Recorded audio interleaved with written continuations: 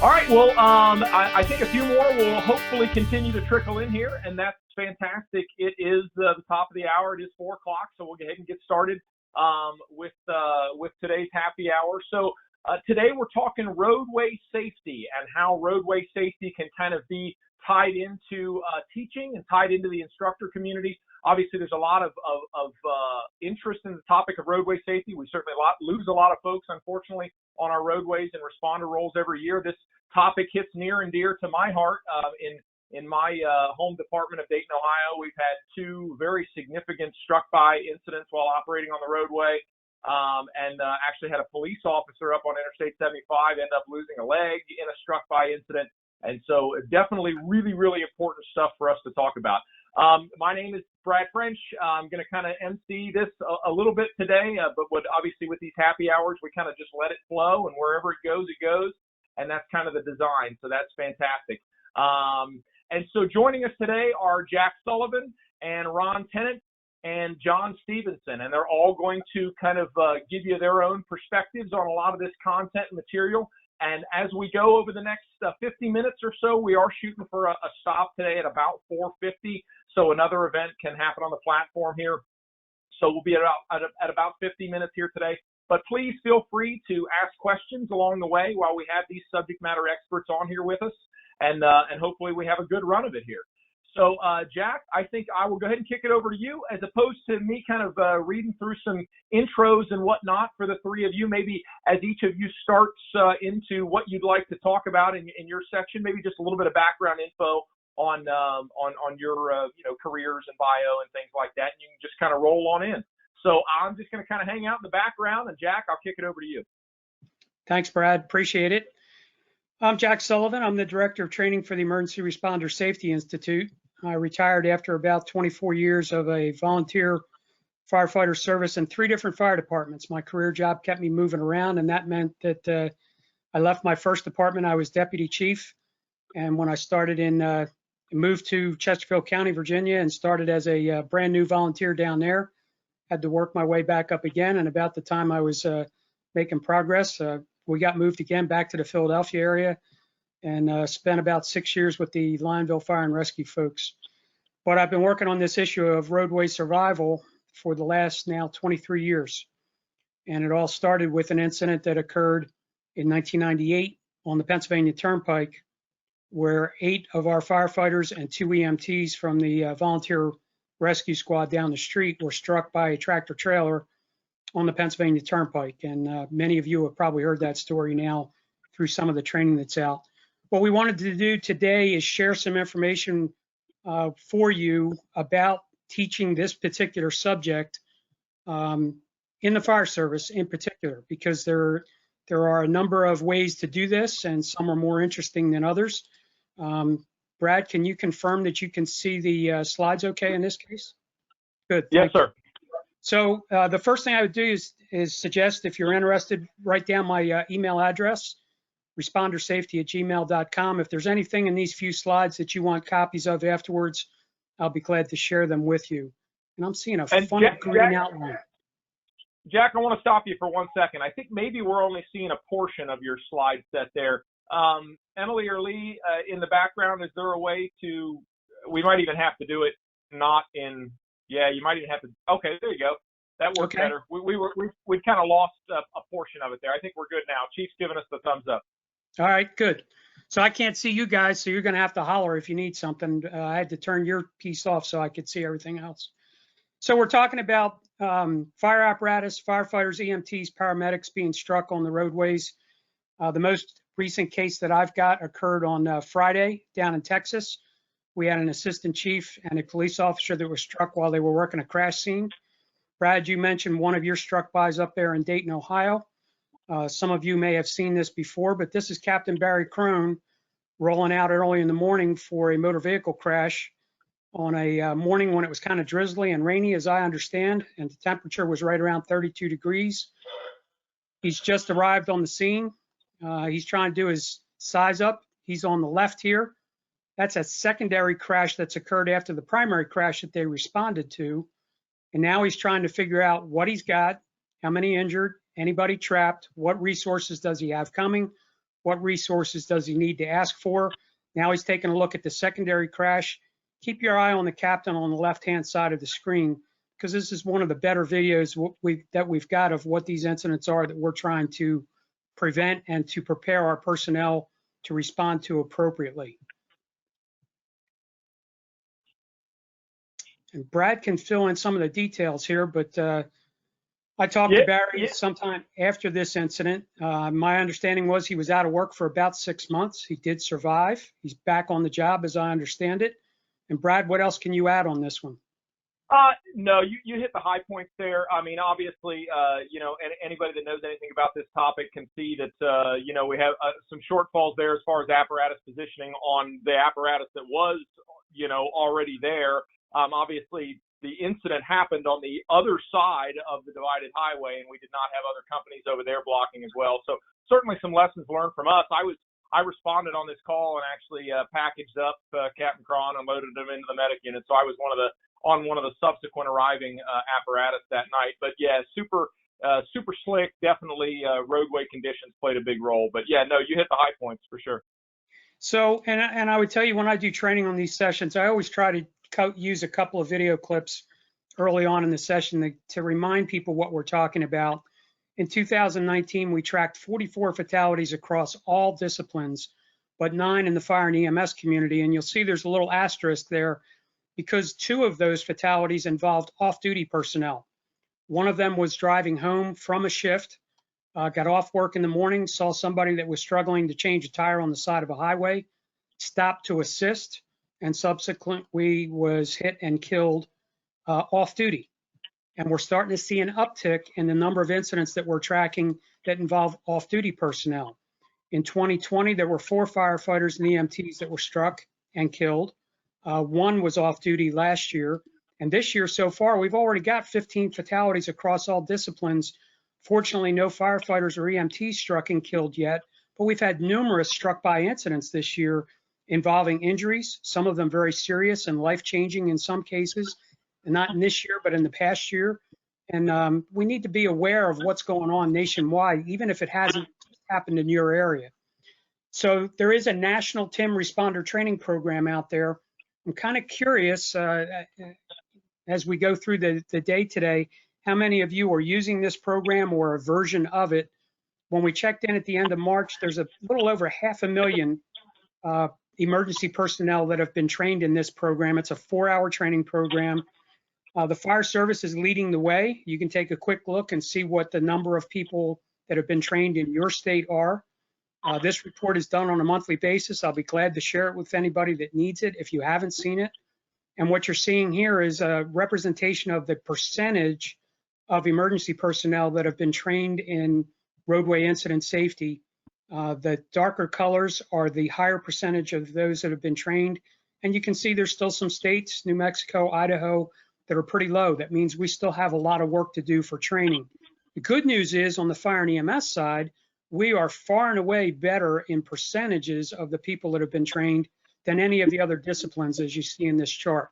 About 60% of the firefighters in the country at this point have been trained in roadway incident safety, or what the feds like to call traffic incident management. We've put together a safety learning network on our website that's available to everybody for free. As an instructor, if you're looking for content, this might be a place that you would go to get some content to use for a company level drill or for a quarterly training package, if you want to put it that way, and roll it out. I would tell you that the most effective tool that I've seen over the last 23 years for training and getting people to talk to each other are tabletop exercises. You don't have to have a fancy kit like you see in this picture. You can do it with a roll of paper, some magic markers, and some Hot Wheels cars and trucks or thereabouts. It's really good when you get everybody around the table, give them a scenario, get them talking about it. I would tell you it's even better when you get all of the disciplines around the table talking about a scenario. And to spice it up even more, start out the scenarios by telling everybody that they cannot play their primary role in the scenario. So the state trooper that you see in this picture has actually been assigned as a fire officer on a fire engine. He's looking at his matchbox fire truck and trying to figure out what role he's supposed to play at this point, because he's used to being the trooper on the scene. And up in Vermont, the trooper has the say as to what happens at the incident about what lanes are left open, which lanes are closed, where people park their emergency vehicles, et cetera, et cetera. All of a sudden, we've taken him out of his comfort zone, put him in a fire truck, while the firefighters around the table are now playing the role of law enforcement, Department of Transportation, towing and recovery, a safety service patrol, or some job that they don't normally do. And this is the kind of thing that gets people talking, communicating, collaborating, thinking about the results of what they're doing out there on the street and how it affects things. We've talked for a few years now about what we need to do to expand and improve the training for traffic incident management. We need to do that on a regular basis. I encourage all departments to do at least an annual in-service training session on this. And Ron and John will talk a little bit about what they're doing in their departments in just a second. We've got plenty of material that's available, but we have to come up with a refresher program that can be used on an annual basis. It's not the same thing over and over again. So I know some departments are just having their personnel go through the 4-hour training each year. I would say in some ways that's counterproductive. And I'll give you some suggestions on what we can do to improve that as we go through today. We've got to address some topics that are beyond what's covered in the basic 4-hour class. We have to do more after action reviews from struck by incidents, and we need to do more tabletop exercises, especially when it's across all disciplines. We've put a variety of different resources on our website that are all available to you folks as instructors for free to help supplement your training programs with new and fresh material if all you've been using in the past is the 4-hour program from the feds. And there's plenty of stuff out there. There's nothing on the website that costs you anything. We recently started a TIM technician certification through ProBoard. Even though it's designed to be used across all disciplines, I'm fairly certain that it's the fire service that'll probably make more use of this, and especially in those states up in the Northeast where we have fire police officers and dedicated crews who are responsible for taking care of temporary traffic control at incident scenes. My phone number and my email address are there, along with the website address for our website that has a lot of materials that you can use as an instructor, and of course the online learning programs that are available to you for free. And a lot of departments are assigning some of those modules on a periodic basis to their personnel so that they can talk about specific subjects that are out there. So you've got an idea of some of the things that we're doing. I invited Ron Tennant from Grand Rapids, Michigan to join us today. You may know Ron as being the deputy chief up there who was very instrumental in deploying Utility 2. And if you're not familiar with Utility 2, Ron will explain that to you. So Ron, why don't you tell folks what you're doing to train your personnel in Grand Rapids? Hey everybody, thanks for having me. A little bit about me, 38 years in the fire service, currently deputy chief at Grand Rapids Fire. I'm also a co-chair of the Michigan Traffic Incident Management Action Team. I've been involved in traffic management about 10 years. We're just getting hit way too much out there. Close calls with our people and a lot of our rigs. And I'm going to try and share here as we go. So let me see if we got the screen. But we had enough and we needed to be done. Can you guys see my whole screen? Yes, sir. Okay, awesome, thanks. A big thing I really want to highlight, and we've done a number of things, and I'm only going to highlight a couple because they relate to how we've been training. But the first thing is the Utility 2 idea. And this is a result of a partnership. One of our people thought, instead of letting everybody hit your fire trucks and engines and such, why don't you throw an old dump truck out there and let people run into that? And that idea came to fruition with the help of these agencies that you see here. They all own a part in either providing funding or resources or ideas and operational help with this program. And what we came up with is this here. It's an old city dump truck. We painted it red, threw an aero board on the back, and we rented a trailer attenuator so that this responds on any freeway incident within the city of Grand Rapids. Right now it's rolling about 1.5 times a day, 500-600 runs a year. It's been hit several times, never a direct hit, but even this year it's been glanced off of twice in January already. So soft numbers, we can't say for certain how much it saved us, but I'm certain it saved us some grief and despair if not injuries and broken down apparatus. Here's another side view of it. We've updated the lighting, and I'll show you on the back too. We've updated the aero board. The original construction style aero board was very difficult for drivers to see if they weren't coming straight at it. So we updated it with this LED aero board. We also, one of the big things we had to do is we had to put a good quality seat in this unit. Generally, we don't like our drivers to get out, though we encourage them that if they don't feel it's right, and if they have a safe place to go and a safe way to get there, we don't lock them into staying inside, but generally that's a safer place to be. So we wanted good seating for them to be. Here's a picture of what it looks like deployed. On any roadway 45 miles per hour or greater, we will always send one extra unit beyond what we traditionally sent to the incident. So if it was a car fire, we'd send an engine. Now we send 2 engines, one to operate the incident, one strictly to provide blocking, and then in addition to that, on the freeways, we send this utility 2 unit. So there's a few other ones starting to turn up out there now. Wyoming, our neighbor to the south, recently put this unit in service. It's a truck-mounted attenuator. The aero board goes up and down, and the attenuator actually folds up. So you know, whatever the situation is, this may fit the situation better as far as being able to respond with the vehicle or the station fitting with it and such. But we found it's nice to have that trailer attenuator simply because if it gets hit and damaged, we can replace it in short order. We can have it replaced within a day. Hook a new trailer up and we're good to go. So we've done Ron, that. who staffs that unit these days? Is the fire department doing it or the utilities department? Yes, in Grand Rapids, the fire department does staff the unit. It's one of our extra personnel that we have on duty, and if we don't have extra, it comes with the cost of taking a rig out of service, but then we'll super staff another rig. So that's one of the things we wish we had just a little bit more funding to have it staffed full time. In Wyoming, the one we see here, I know they cross-train with their Department of Public Works because they'll use this on construction sites as well. So the training involved with this, because it's a highly specific rig and we've got to have it deployed in the correct manner with the trailer lined straight up and the aero facing the correct way, that's a hands-on training that we've developed. Anyone who's assigned to the fire station that this is located at, they've got an in-house training program that the captain or lieutenant will take any personnel who transfer in for the day or their permanent assigned people and give them a little certification course. It's not a lot, but it does deserve the attention of a deliberate training. All of our members, of course, have a basic familiarization with how this operates. We have a standard operating guideline on how this works.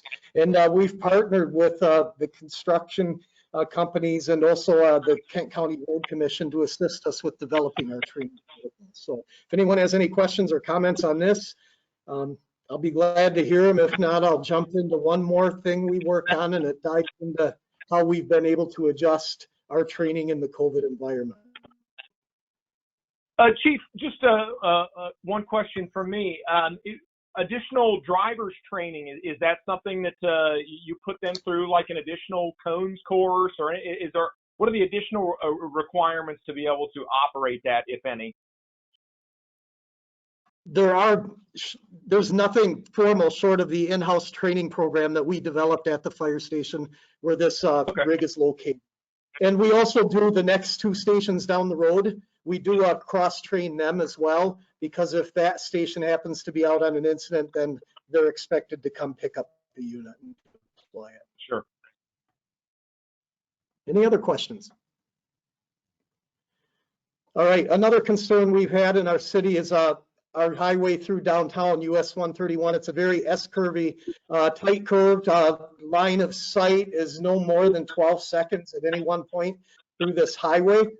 And so what we did in cooperation with the Michigan Department of Transportation is they went out and actually surveyed on the left the best position for us to park our fire vehicles so that there's always visual of a fire vehicle in the traffic lane so that the motorist never loses sight. So that our first rig will go right to the scene of the incident, and then the other rigs will park at these traffic signs here, the little signs marked on the side of the roadway.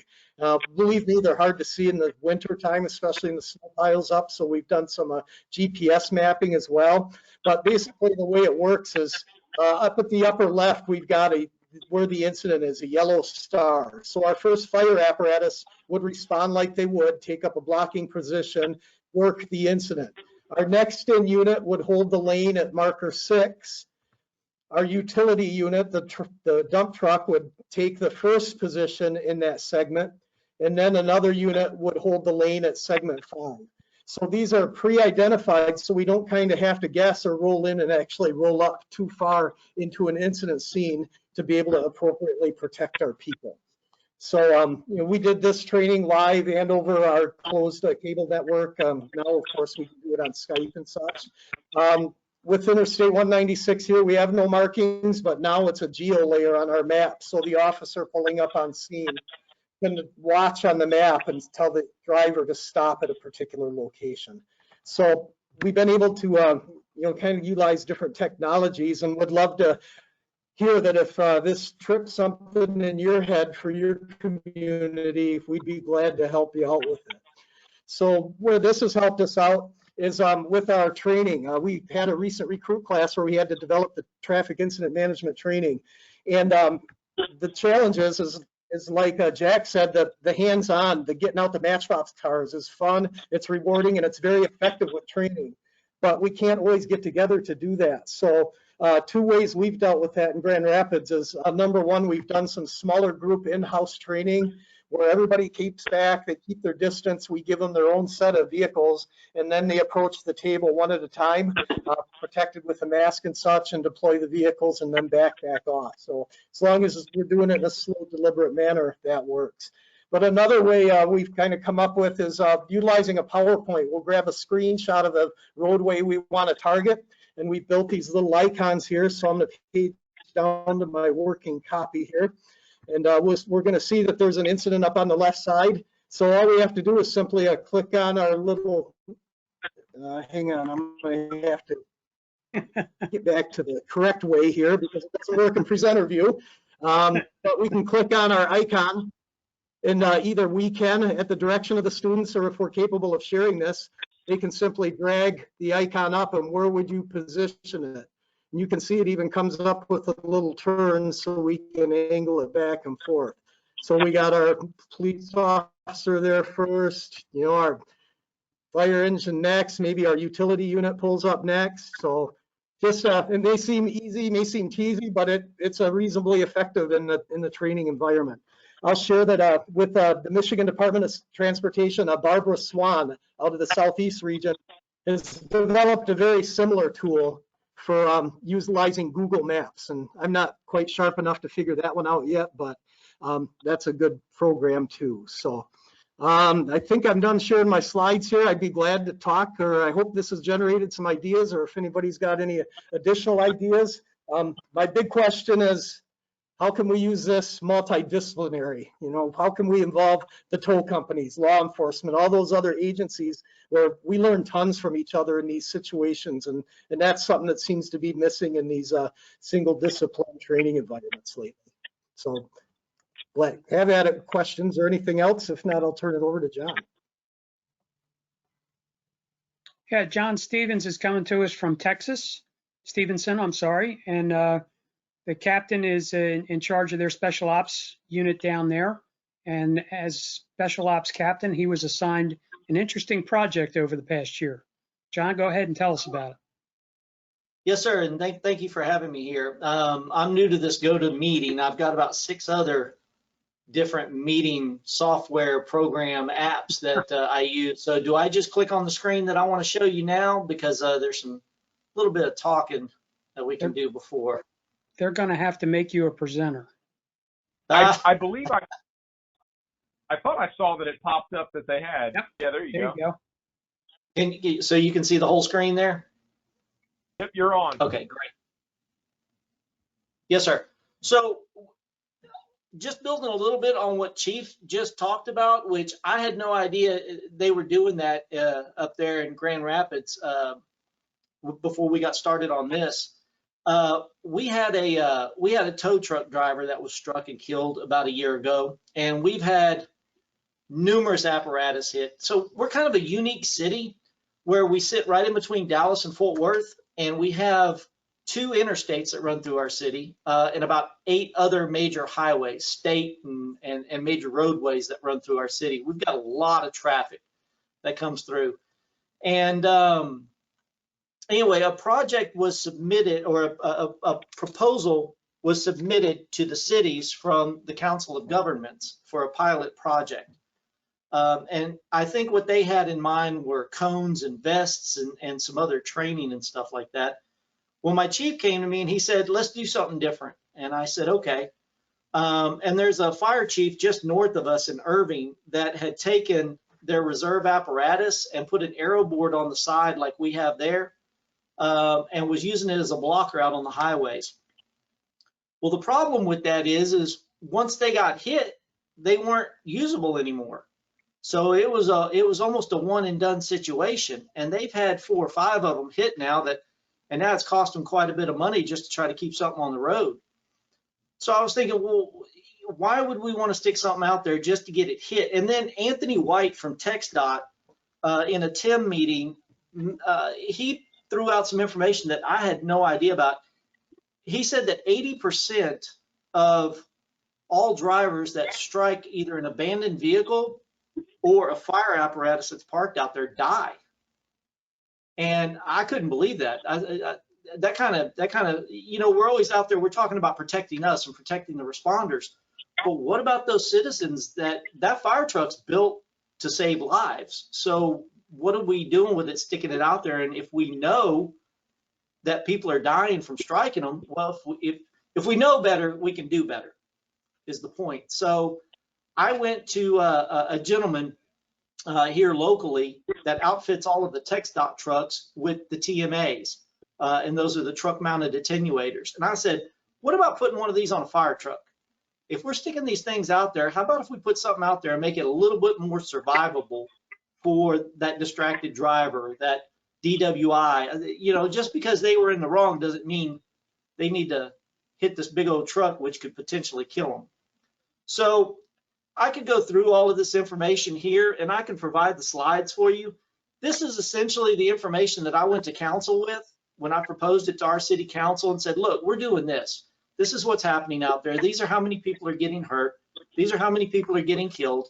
And I used the civilian population as well as the first responders, which we've had several first responders here in the area that have been killed on the roadways. As a matter of fact, I don't know if some of y'all have come across it, where we had a ladder truck that was parked out blocking traffic. The guys were sitting on the front bumper of the ladder truck, and it was struck while they were sitting there, and it actually rolled the ladder truck and hurt all 4 of them. They were off for quite a bit of time. So I took this to council, and this is how I presented it to them about not just taking care of us, but taking care of the public. And they liked what we had to say. You know, when we talked about the amount of money, and when you have a citizen that's hurt and it can reach in the, you know, tens of millions of dollars, depending if we're at fault, they're at fault, how this falls out, or just a $2 million apparatus that's no longer available to the citizens. So it was kind of a no-brainer for them to sign off on this as far as a financial aspect goes. So what we did is that pilot project came out, and I submitted for 2 of our reserve apparatus that we had. It's 204 and 208. And I said, let's try to do this. So Travis McCain over at Gulf Highway, who outfits the TxDOT trucks with these TMAs, said, let me give it a shot. And I said, okay. And my chief, he's a great guy. He really is. He's very forward thinking. And he said, you know what, let's take it over there. Let's let this Travis work on him and see what he can come up with. And he came up with mounting this on the fire truck like this with the aero board up top. Now, as you see that right there, that was $26,000 to get that outfitted. So if that TMA gets struck, and by the way, that TMA is the only TMA out there that can take a lateral impact. So when we park at our oblique angles out there on the highway, if they strike that in an oblique angle, it can take that and still protect the apparatus. When that's hit, it takes 4 hours to replace. In 4 hours, we can have another TMA on there and be right back in business with that apparatus. So we decided to outfit 2 because our city is very long and narrow. it can take us 45 minutes running code to get from one end to the other on the highway. So we're very long in there. So we put one in the north and we put one in the south. And prior to having these, we would respond a ladder truck and an engine on every roadway incident that we had. And so here we are taking our aerials, which are our most valuable apparatus, and we're sticking them out there to get hit, is essentially what we're doing. So we've stopped that practice. These roll on every major that's out there on designated roadways. And you know, we have a lot of high-speed 4-lane roadways, 5-lane roadways that aren't highways. They'll automatically be dispatched to those. Now, Chief brought up something about joint training. This is something new to us here, and we've been doing it for about 2 years now, where we do involve the tow truck drivers, the towing companies. They're involved. We involve our EMS, we involve our PD, and we all go out and do a joint training exercise that I'm not plugging any one agency or anything. So when I talk about Travis McCain with Gulf Highway, it's just, I have to say his name because he was instrumental in figuring out how to mount these on the fire trucks and make them safe and make them right. And now he has the patent on that, and Traffic's devices, he's the only one that they've authorized to mount these on fire apparatus. So I'm not trying to plug one person in particular or single anybody out, but Baird's Towing, which doesn't even actually service our city, they came up and said, you know what, we will foot the bill if we can do the training with you. And we said, yeah, absolutely. So they've gone and gotten 18-wheelers, and I wish I had pictures that I could show you right now, 18-wheelers, and they'll build a highway. The measurements will be absolutely perfect. They'll put up the barricades, the Jersey barriers, everything, and they will take this 18-wheeler and they will lay it over on a car.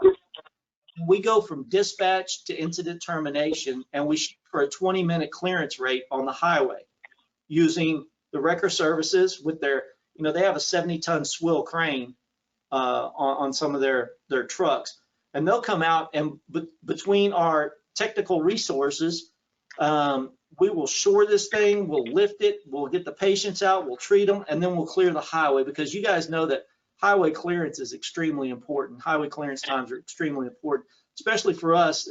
That's everything for our east-west travel across the DFW Metroplex. So we've got to get the highways back open. But we've been doing that in the last 2 years, and it has been extremely successful.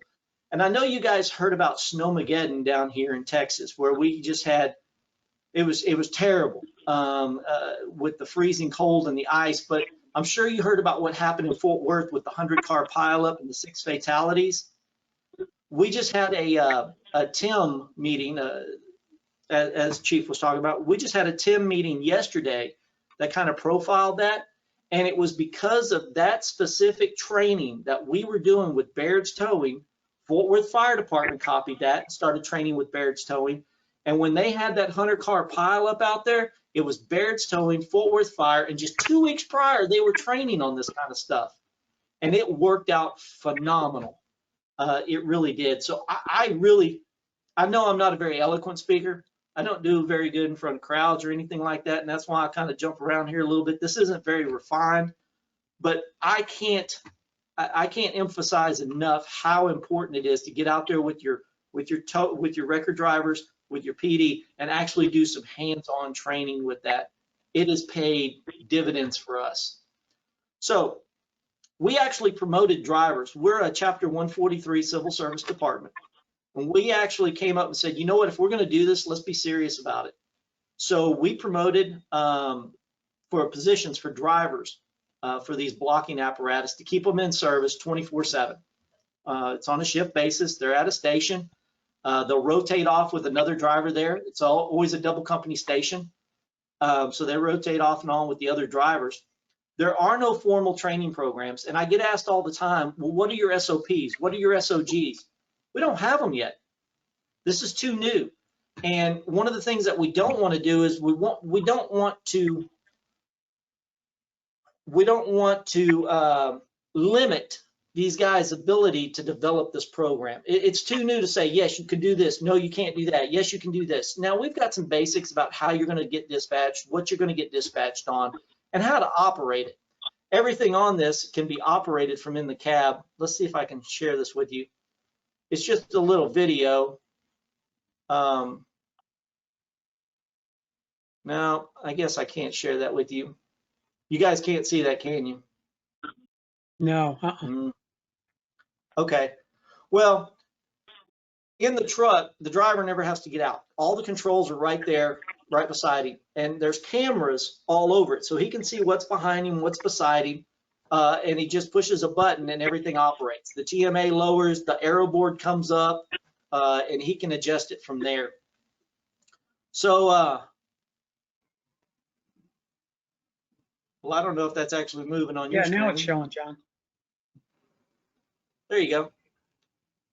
And that's what it looks like. Now, we can still park this, and the length of it now comes up to 41 feet.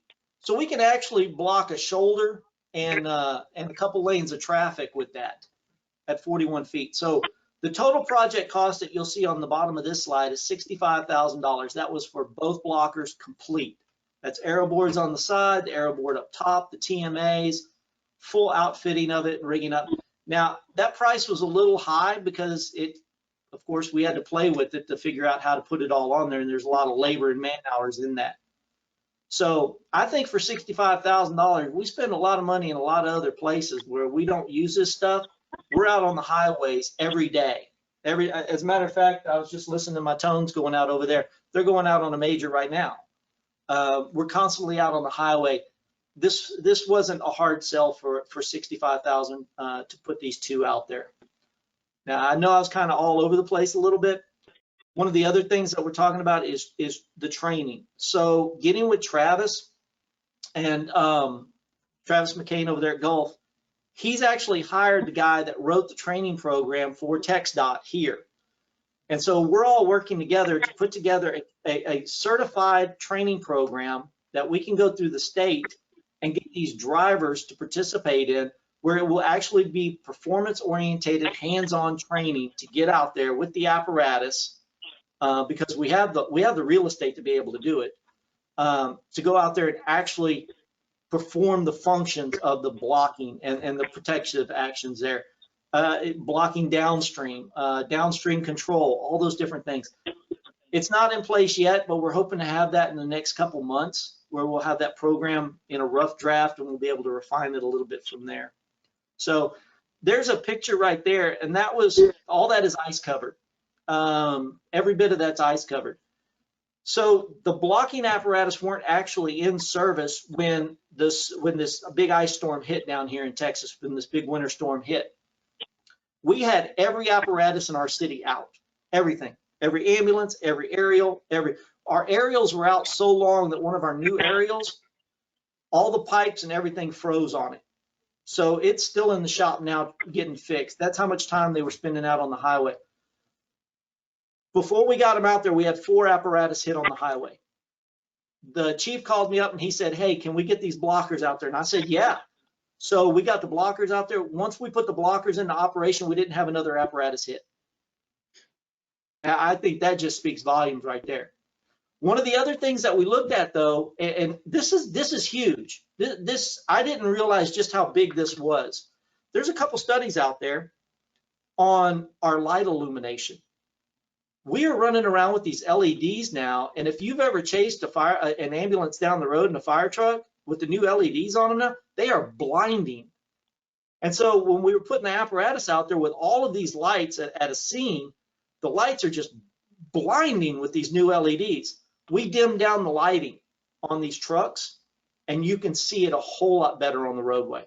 It's not blinding. You can actually see where you're going. You can actually see the apparatus. You can see the scene. And so people are slowing down sooner. They're moving over sooner. They don't seem like they're distracted by it. So this leads into a good question here that we got from Chris Brunker, and I want to pose that out to Jack and Ron and John, and we'll try to use this last 10 minutes that we have here to maybe get to a couple of questions. I've got one myself, and I want to get to Chris's question here too. So Chris asks, he says, the first half of my career was in the UK and the second half in Canada. In the UK, all emergency vehicles have high-vis reflective covering the whole 360 degrees of the vehicle. Vehicles also have built-in directional lighting on the rear and on both sides. Hopefully we'll see this change. It would help for drivers to see us and allow for how your emergency vehicle is parked or which fend-off position you're in. So what are your thoughts of the three of you on that, as far as the directional lighting on all sides and reflective on all sides, and kind of where we're at with that as a fire service? I'm Well, not sure about the direct. Go ahead, John. I'm sorry, go ahead. Yeah, I'm not sure about the directional lighting on all sides. When you have multiple apparatus on scene, that could get real confusing real quick. I am a big believer in the reflective striping. But I think we need to take another look at the color schemes that we use on the reflective striping. There's a lot of better options out there than just the red and the yellow to get people's attention and to make them stand out more. For instance, on our frontline apparatus, remember those are our reserve apparatus. On our frontline apparatus, here, let me go back a couple slides so you can see. On these blockers here, you notice this white stripe. Well, that's a big white reflective stripe like most fire trucks have. On our frontline apparatus, we got away from that white and we went to a dark gray, and it lights up like it lights up like a streamlight light at night better than that white does. So during the day, you may think, well, it doesn't illuminate very well. But at night, it is way better than the white. So I don't know that we need to standardize with the red, yellow, and throw any more lights out there. I think we need to refine the lighting packages that we put on them, if that makes sense. Yeah, the only thing I would add is that the NFPA standards do have some guidance on the color combination, but we know that the technical committee working on the chevrons already has a proposal in front of them to allow departments to use whatever color combination they want. What I've told people is I would suggest that you pick a color combination that meets the test of fluorescent and reflective both. We have to remember that the reflective features only help us at nighttime by reflecting light back from the vehicles approaching us. The reflective features don't help during daylight conditions. That's where the high visibility fluorescent colors come into play. So that's fantastic, and Chris chimed back in and agreed with that description from John about the color issue and things like that. And Jack, you bringing up NFPA kind of ties back into a question that I kind of want to ask, which in your initial set on this, you mentioned one of the ProQual standards in the 1000 series. I think it was 1091 or 1097 or something like that. Right. About that. And just to kind of tie this back in, and this is a lot of fantastic operational stuff. And to tie it a little bit back into training, a lot of times in those ProQual 1000 series NFPA standards, there's a lot of specific JPRs that we can then turn into trainings. And so is that the case with that standard? And is there a lot of good stuff that a training officer could go into that standard and kind of extrapolate some learning objectives? Exactly. The standard is 1091, and it's for traffic incident management. It has about 10 JPRs in it that covers everything from soup to nuts on how to handle an incident scene. And it's talking about the techniques that these folks need to understand and know about if they're responsible for temporary traffic control at an emergency incident. So how to size up the scene, how to position or park your apparatus, how to set out temporary traffic controls, cones, flares, signs, advanced warning devices of whatever type you might have, how to handle the crowds at an incident scene. We've seen a number of struck by incidents involving members of the general public responding to a crash scene because they've either seen it talked about on social media or they got a phone call from somebody that says, your son Johnny, when he was leaving high school, got involved in a crash and they're out on such and such a street.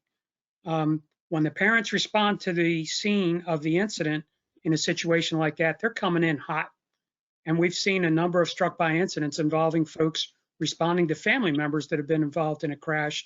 How you handle the crowds is involved in one of those JPRs. And it's a good guide for you folks that are putting together training programs on the 10 things you need to address in your training program to make sure the folks fully understand what they have to do to set up a temporary traffic control zone. And is there just to go a little bit further into the NFPA realm on that? Is there anything in 1002 or in 1451 that with some of the driver-related and driver training-related standards that get into blocking stuff and things that are specific to roadway safety? I would point you more towards NFPA 1500. 1500, the most recent edition, now has an entire chapter on what they call traffic incident management.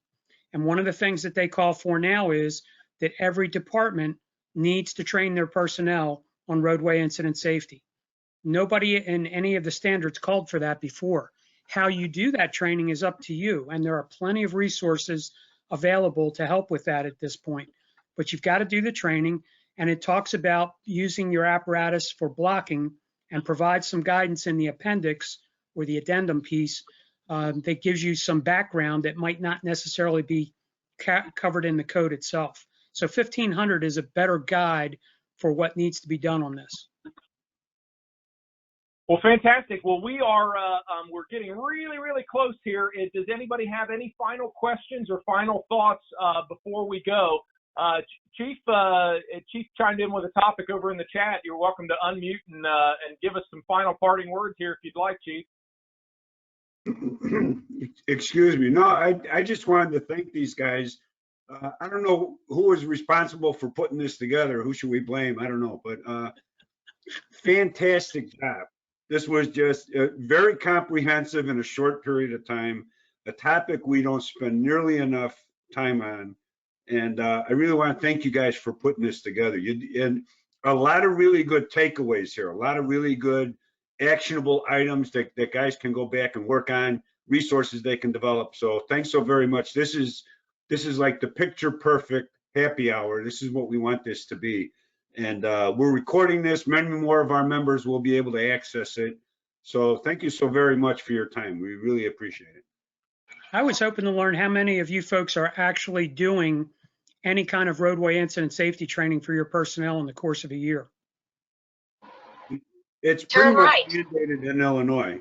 How many guys actually do it and how many pencil whip it, I don't know. But it's on the list in Illinois, I can tell you that. Kim, I saw you unmuted. Go ahead. Thanks, Brad.